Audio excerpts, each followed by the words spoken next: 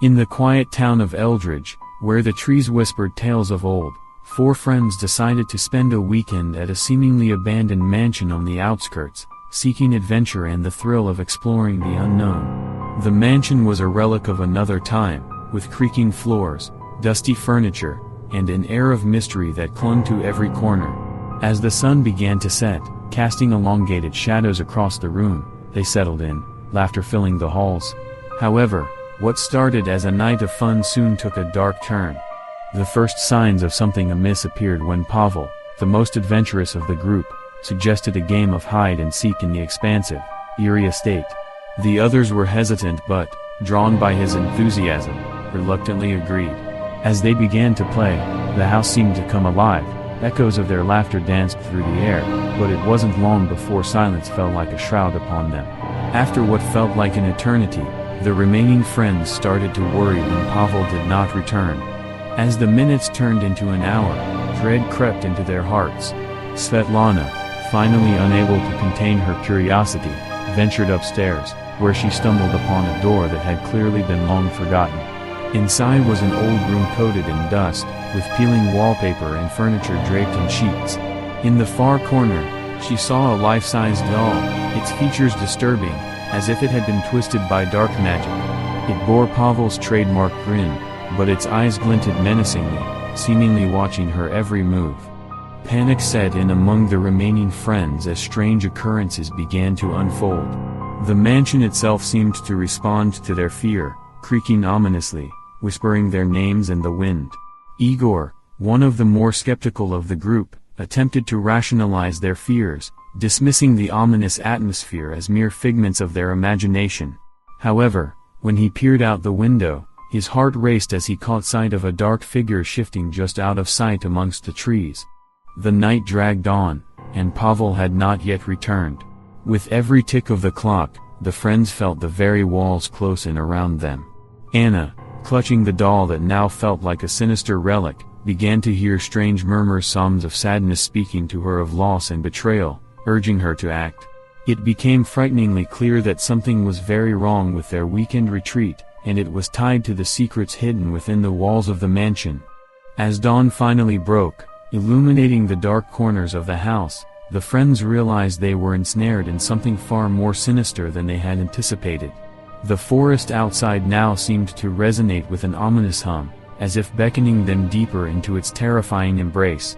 It was a call, inviting them to unveil the truth of what they had awakened. The charming facade of the weekend adventure had crumbled, leaving them facing the haunting mysteries of the mansion and the ultimate question: could they uncover the truth before it was too late? He spoke with an unnatural calmness. The tone of his voice was low, almost a whisper, as if he didn't want the others to hear. And with those words, he stepped closer, and something sharp glinted in his hand, an archaeological find: bones. Julia, peering at them, felt a cold shiver run down her spine. Her friends didn't immediately comprehend what had happened to him. "Let's get out of here," she whispered, glancing at the others, but before they could respond, there was a click behind Pavel.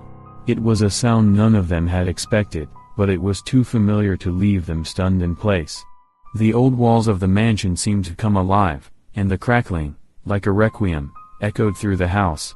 Parts of the walls began to crumble, raising clouds of dust, and Julia felt as if the very atmosphere around them was tightening, filled with a foreign evil. "We're not alone," she whispered, turning around, and in that moment she realized that there was something far more powerful than just the decay of the mansion.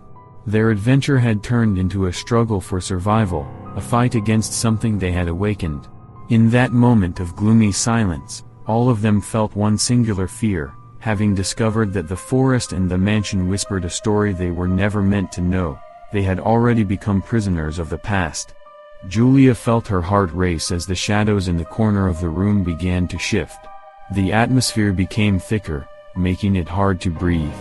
The air was heavy with dread, and she could sense an unsettling presence that seemed to stare at them, waiting. As the dust settled, they could make out shapes moving in the dim light, specters of the long-forgotten past, perhaps, or manifestations of the very fears they had buried in their minds. "Pavel, what did you touch?" she managed to choke out, her voice barely above a whisper. His wide eyes mirrored her fear, the glint of discovery on his face replaced by a dawning horror. He clutched the bones tightly, as if they could somehow provide him protection against what was coming for them. I don't know, he stammered, backing away from the wall, only to find there were no safe spaces left. They were trapped in a room littered with artifacts of despair, remnants of lives lost to time and perhaps faultlessly charged with the remnants of their pain.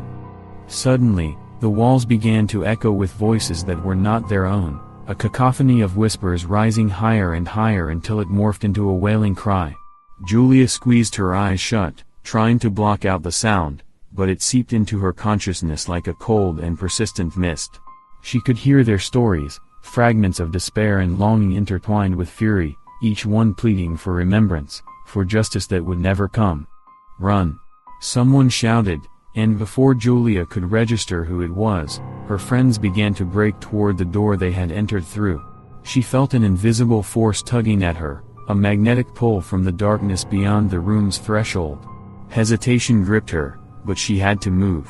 The weight of the bones in Pavel's hand seemed to grow heavier with each passing second, their history entwining with her own.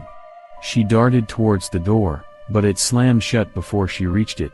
Panic surged through her as she turned back to her friends, whose faces were marked by terror. The furniture around them began to shift ominously, as if animated by unseen hands, the entire space trembling with a presence that demanded their attention. "Pavel, drop them!" Julia yelled, pointing at the bones. The malicious tide of energy seemed to rise in response to the artifact, hungry for revenge against those who dared disturb its slumber. "No. They could mean something," he protested, his voice shaking with fear and uncertainty. "Not if they get us killed," Julia argued back, her fear transforming into desperation. In that instant, she saw a flash of understanding cross Pavel's face. With a shaking hand, he let the bones slip from his grasp, sending them clattering to the floor where they shattered like glass, scattering across the old wooden boards. The moment they hit the ground, the air in the room shifted violently, and for a brief moment, the wailing grew deafening. It felt as if they stood at the center of a storm, the walls vibrating around them. Just then, a dark shape emerged from the shadows, a figure cloaked in rags, its visage obscured, but the eyes burned like stars, piercing through the dim light with an intensity that made Julia's blood run cold. It seemed to float, gliding toward them with an ethereal grace, unfazed by the walls or the floor beneath it. The whispers grew louder again, but now they bore a tone of fury mixed with sorrow, echoing the consequence of their trespass. Julia felt an overwhelming wave of guilt wash over her. These were not just bones, they were remnants of lives that had suffered in silence, and in their curiosity, they had upturned a well of anguish long buried. "Leave now," the figure intoned in a voice that was both gentle and commanding. "Your presence has disturbed the peace of the past. Leave this place, and do not return, or suffer the fate of those who linger too long."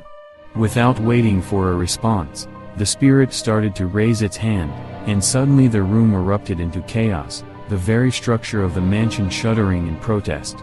Julia grabbed Pavel's arm, urgency coursing through her veins. They had to escape.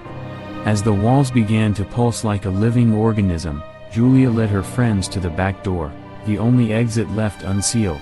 The air swept past them as they burst outside, the night enveloping them like an old friend. But just as they reached the edge of the forest, Julia turned for one last look at the mansion, its silhouette framed by the moonlight. For an instant, she swore she could see the figure watching them, its eyes burning into her soul. They ran without looking back, the night echoing with the promise of the stories they were now burdened to remember. Whatever haunting dwelled in that mansion would linger with them forever, a reminder of the past that was far more present than they could have imagined.